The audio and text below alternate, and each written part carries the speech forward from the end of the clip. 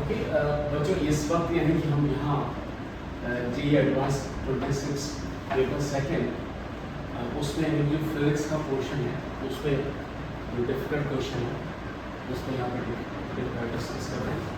मैं आपसे कहना चाहूँगा कि प्रॉब्लम में आपसे क्या था beam of polychromatic light passes through a thin prism angle 6 degree.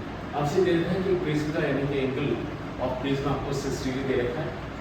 The refractive index of the material of the prism varies with wavelength lambda।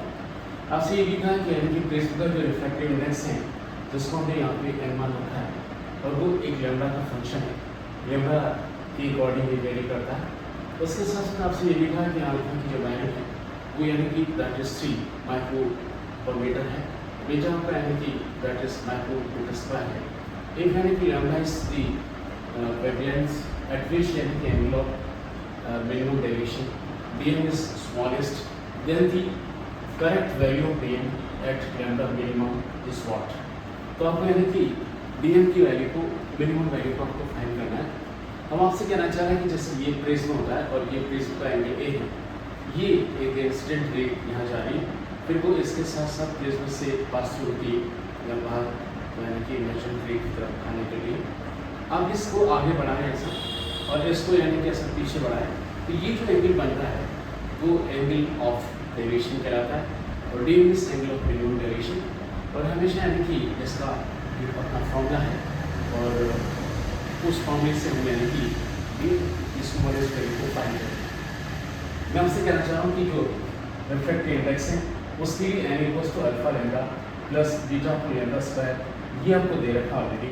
हम आपसे कहना चाह रहे हैं कि ये जो लिखा है ये आपका रिफ्रैक्टिव इंडेक्स है, वो पूरी तरह से लैम्डा पर डिपेंडिंग है, लैम्डा आपका वेवलेंथ है। हमें यानी कि मिनिमम डेविएशन चाहिए, तो ये जो एक्सप्रेशन लिखा है इसका हमें मिनिमम फाइंड करना होगा। और हमेशा आपको पता है कि किसी का मिनिमम निकालने के लिए उसकी फर्स्ट डेरिवेटिव 0 होनी चाहिए। तो ये एक लैम्डा का एक्सप्रेशन है, this is a function of lambda.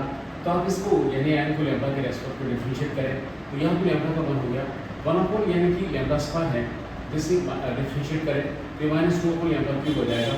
Beta as a coefficient है वो एज इट इज रहेगा। और हमें पता है कि मैक्सिमम या मिनिमम के लिए फर्स्ट डेरिवेटिव आपको 0 होनी चाहिए। अगर आप इस एक्सप्रेशन को 0 के बराबर पुट कर दें और इसे ट्रांसफर करके सॉल्व करें तो लैम्डा क्यूब की वैल्यू 2 बीटा अपना अल्फा आ जाएगी।